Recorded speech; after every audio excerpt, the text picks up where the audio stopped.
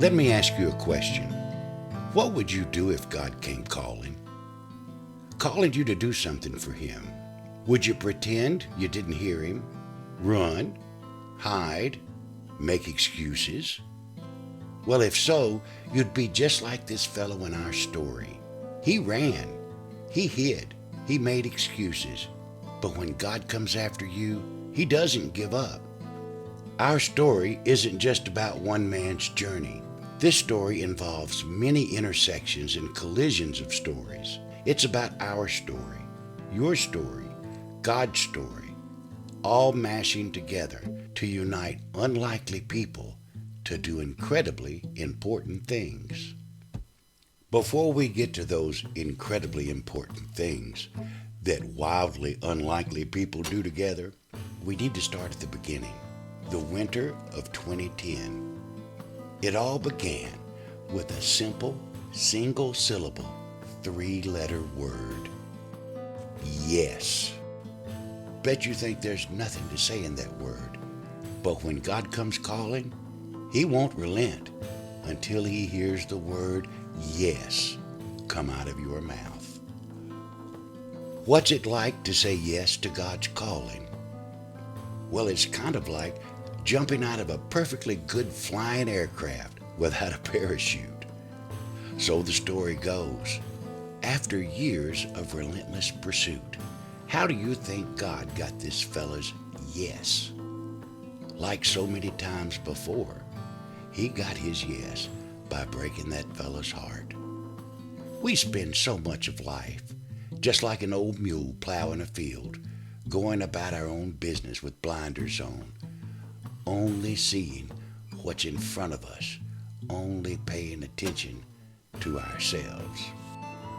On that cold December day in 2010, God took that fella's blinders off and showed him a family without a home, a family without resources, a family without hope, a family in desperate need. It broke that man's heart. It took away his complacency, and he gave God his yes. And then he called his buddy Dave to get his help. And so begins this story, the journey of loving the least of these.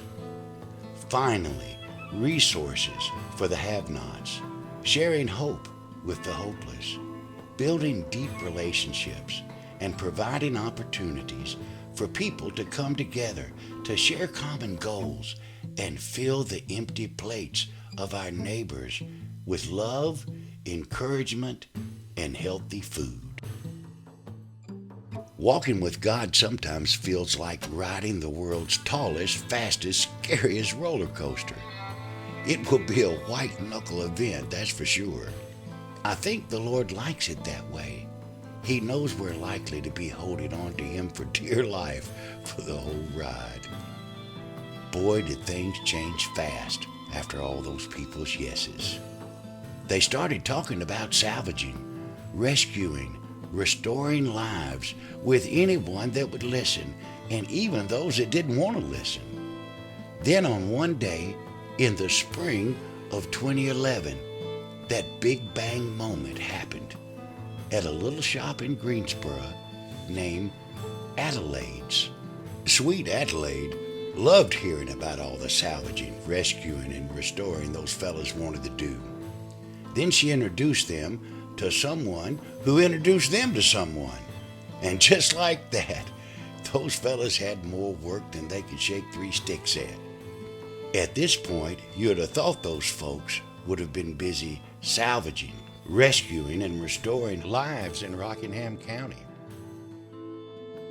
But the Lord works in mysterious ways, doesn't He? He sure does. So what was this merry band of the willing to do? Remember that plane and roller coaster ride? Well, here we go. They found themselves in a big old meeting with some really smart people. These folks from the university were expanding the campus, and several houses and businesses were going to be removed. They welcomed this merry band to salvage what they could, but they had to move really fast and find a place, any place, but there to restore and repurpose all they could gather. One of the smart guys looks up and said, "What you think, fellas?" In the silence of that moment, it became very clear that these fellas had no idea what they'd gotten themselves into. So what they do? Well, they said, "Yes, Lord." But they had no place to take this mountain of salvage materials. They had no home. So they set off on a journey to find a home in Rockingham County. "No problem," they said. "We'll land where we're needed the most." Little did they know. Well, they went searching for a new home in all the wrong places. They searched the big city of Eden. Surely there would be a home for them there, but there wasn't. They looked in Reidsville. However, there was no room for them there either. They looked high and low, but they found nowhere to go until they found their golden opportunity at an old grocery store turned flea market in Mayodan, North Carolina, called Golden Antiques. What a unique place. It was full of vendors. Some were happy to see the salvage and recycle ministry, but plenty others were not. After a few months in that broken down old building, where it rained more inside than out, the fellas moved. That's right, they just up and moved to Madison, where it turns out the grass wasn't greener, and some neighbors were a little wary of the clientele. But thankfully, during that time, renovations were done to the Mayodan Strip Mall. Then they moved right back to that old grocery store about 8 years ago. Let's see if I've got this right. Those fellas moved all that mountain of stuff how many times? From Greensboro to Mayodan makes 1. Mayodan to Madison is 2. Madison to Mayodan is 3. All in their first 2 years? Bet they're a tired bunch. I know my back's sore from just thinking about it. Finally, the moving was over, and it was time to settle into a routine. Guess they had a lot to learn about working for God, because He loves shaking things up. It keeps things lively. The first few years were hard, but God sent a former mayor to help. Art was their first volunteer, who loved nothing more than to serve the Lord by cleaning up dirty appliances. He fit right in and was willing to do most anything to help. Through the simple act of kindness, lives were rescued and hope was restored by the love of so many supporters. The list is long, too many to share. Soldiers for the Lord, fighting to offer opportunities at restoration in the lives of those they served.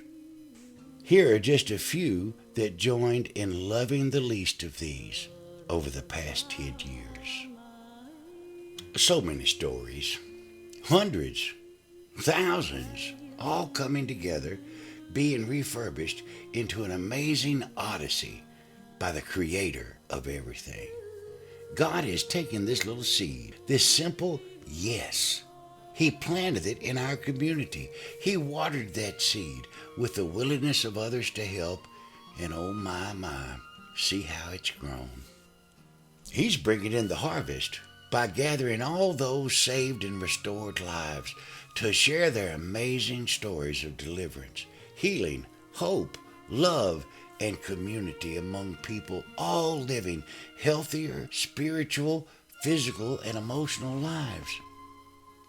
But wait, this story is far from over. You see, God's not done writing this fantastic chronicle of the acts of His people.